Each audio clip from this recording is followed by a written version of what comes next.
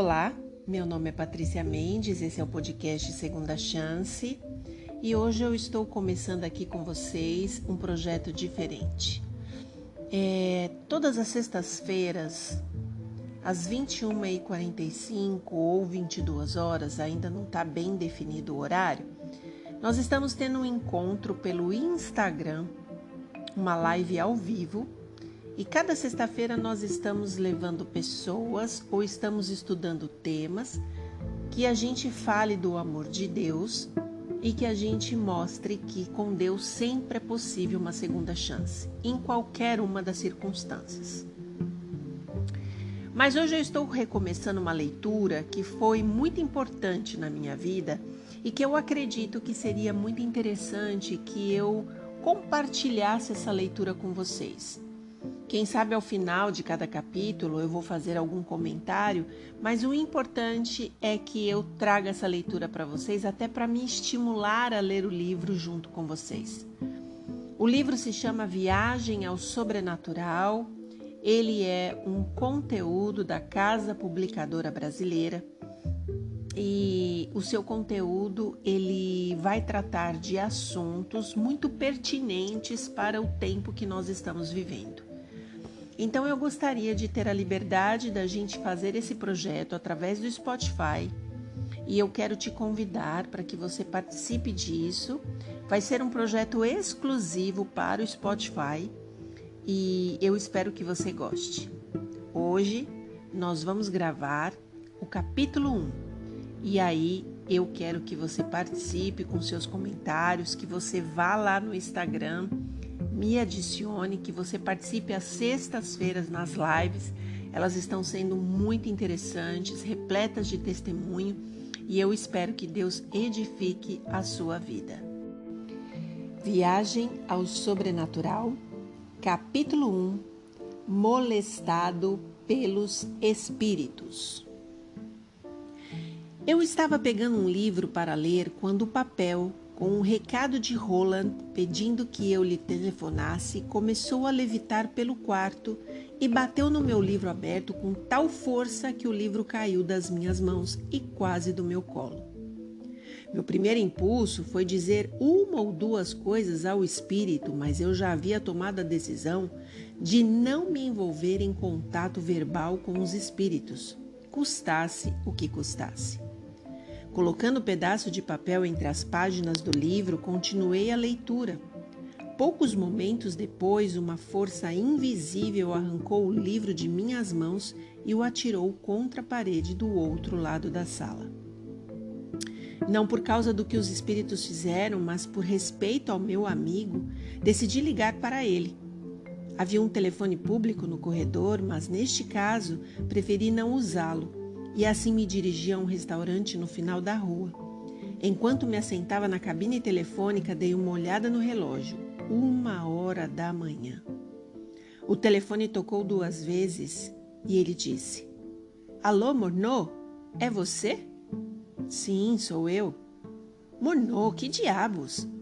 Ai, que eu estou falando? Não foi isso que eu quis dizer, Morneau. Queria dizer que você está brincando com a sua vida. Você perdeu a cabeça? Eu, Morneau, repliquei. Você parece transtornado. Qual é o seu problema? E ele me respondeu, meu problema?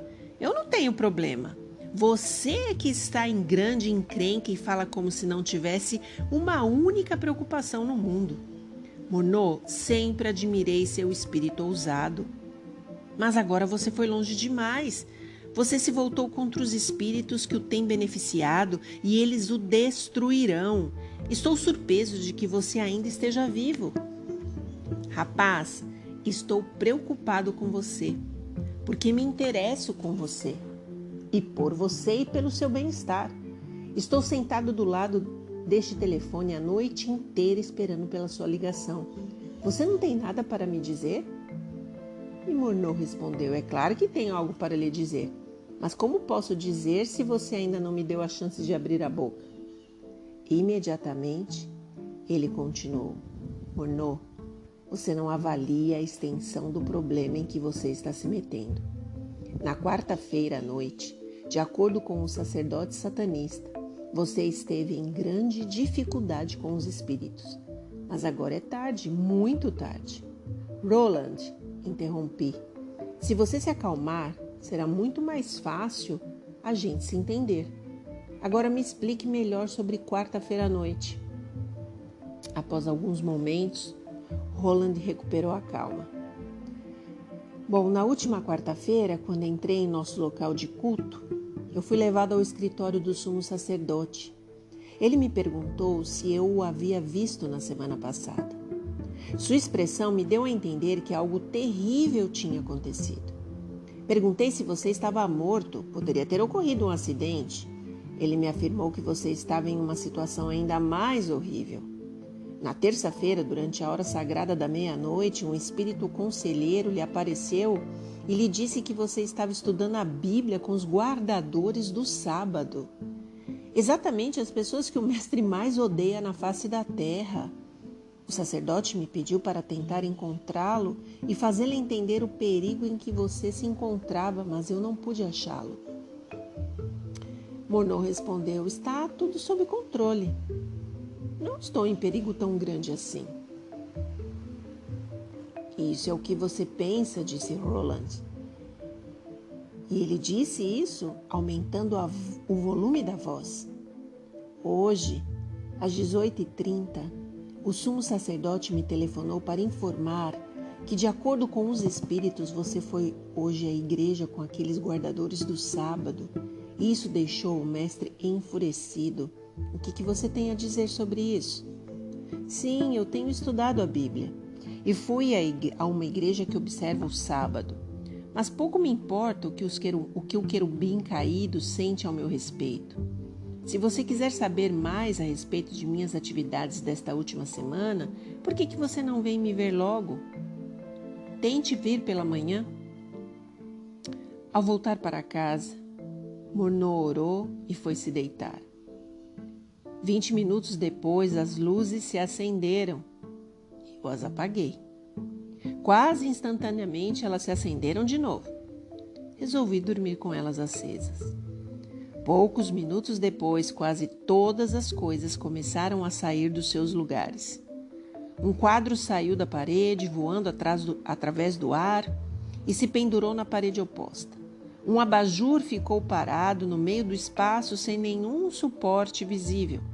Ao observar as atividades dos espíritos, compreendi que minhas orações os haviam colocado sob alguma forma de restrição. Eles não podiam conversar comigo como eu acreditava que eles gostariam de fazer. Imediatamente mandei que eles saíssem ao comando de Jesus Cristo. O abajur e os quadros caíram ao chão. Peguei o abajur, endireitei a sua cúpula, mas deixei os vidros quebrados dos quadros para varrer pela manhã. Agradeci a Jesus o seu amoroso cuidado para comigo e voltei para a cama. Fui tomado por uma imensa sensação de prazer ao pensar que poderosos espíritos de demônios haviam saído à menção do nome de Jesus. Esse acontecimento também contribuiu para fortalecer minha convicção de que tudo, como eu dissera a meu amigo, estava sob controle. Passou-se aproximadamente 1 hora e os espíritos voltaram. Mais uma vez ordenei que, em nome de Jesus, eles se retirassem. Sem hesitar, eles foram embora e eu tentei pegar no sono. Para meu espanto, às 4 horas da madrugada começaram de novo os irritantes fenômenos. Assentado na cama, eu tentava decifrar por que o Senhor permitira que eles voltassem. Minha conclusão foi que talvez eu devesse ouvir por mim mesmo o que os demônios sentiam a respeito de minha aceitação de Jesus como meu Senhor e Salvador. Então vocês querem falar comigo? Tudo bem, falem. E eles disseram, por que você se recusa a falar conosco? Perguntou um dos espíritos, com uma voz que parecia falar de vários pontos diferentes do quarto. Encontrei um mestre melhor. Por que você desistiu de nós, quando tínhamos tanta riqueza reservada para você? Vocês já me enganaram por tantos anos que não sirvo mais para vocês. Nosso trato com você tem sido correto desde o momento em que você se associou com aqueles que conhecem a verdadeira fonte da riqueza e poder. Ele disse com uma voz que impunha respeito e autoridade. Percebi que estava falando com um conselheiro-chefe. O próprio ar parecia estar carregado de energia e a presença dele era imponente. Compreendendo que eu não tinha como enfrentar o poder dele, orei silenciosamente: Senhor Jesus, ajuda-me, por favor. Uma passagem da Escritura veio à minha mente, uma que o pastor Taylor me havia mostrado naquele mesmo dia.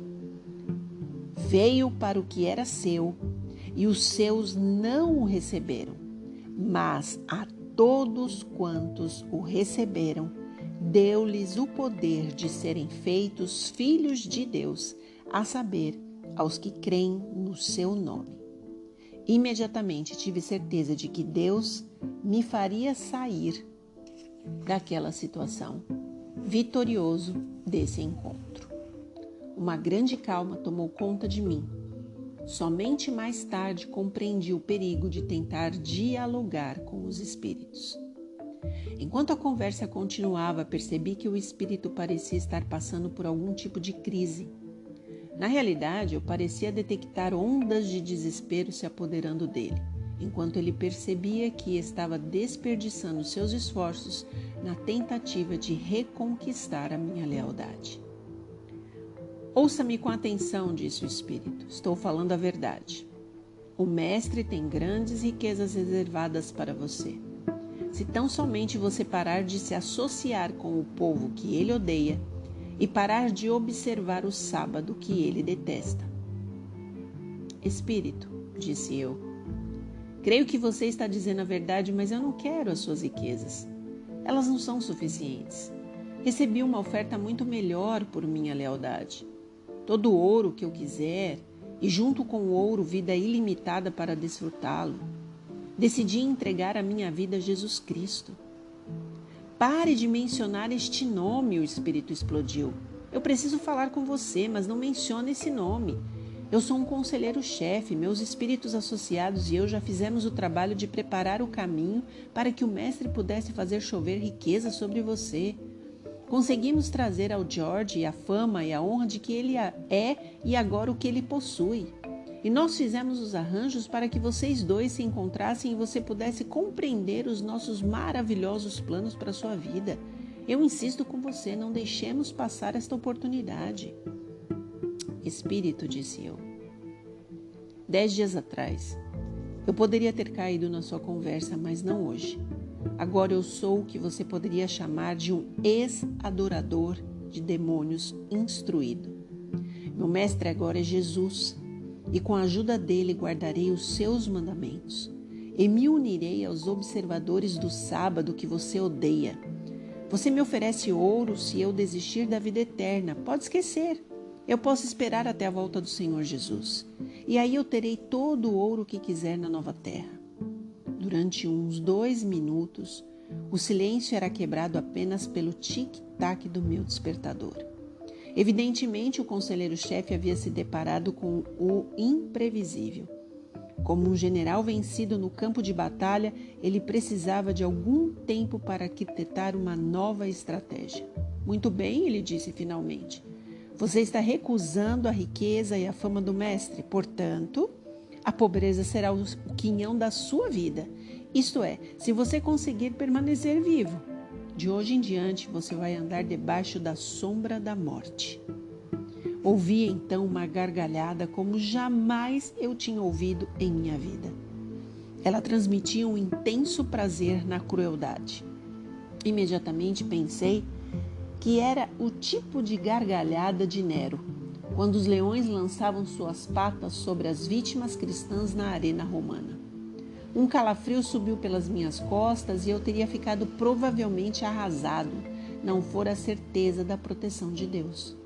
Espírito, eu disse, quero que você saiba que me entreguei aos cuidados de Cristo do Calvário e estou preparado para andar debaixo da sombra da morte enquanto Ele estiver ao meu lado.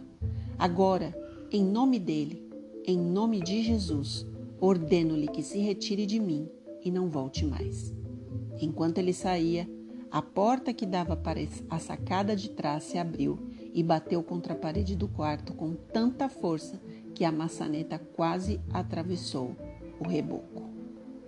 Final do capítulo 1. As minhas considerações para a gente falar um pouquinho sobre este capítulo. Existe diferença entre o reino das trevas e o reino de Jesus Cristo.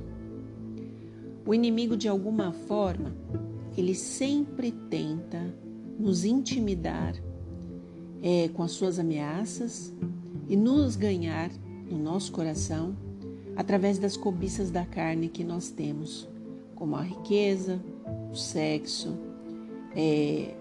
poder e tantas outras coisas que o ser humano tem dentro de si, as suas vaidades, as suas invejas.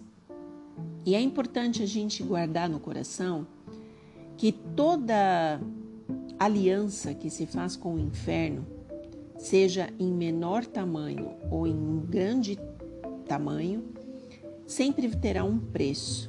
E o preço realmente é um preço de destruição.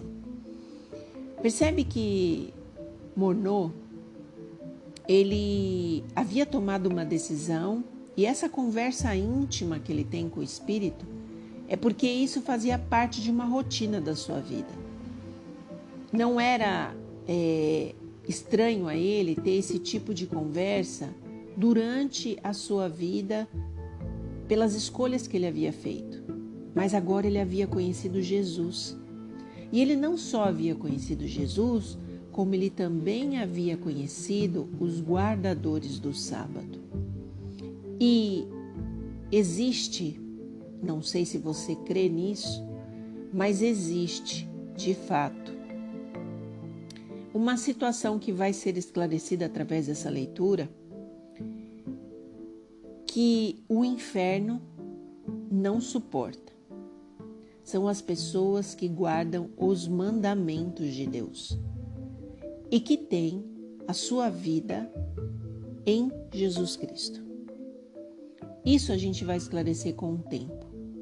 Mas eu queria te dizer, se hoje, por algum motivo, você sente essa opressão e essa pressão em sua vida, é momento de você colocar o seu joelho no chão e aprender com Morneau como que nós vencemos o inferno.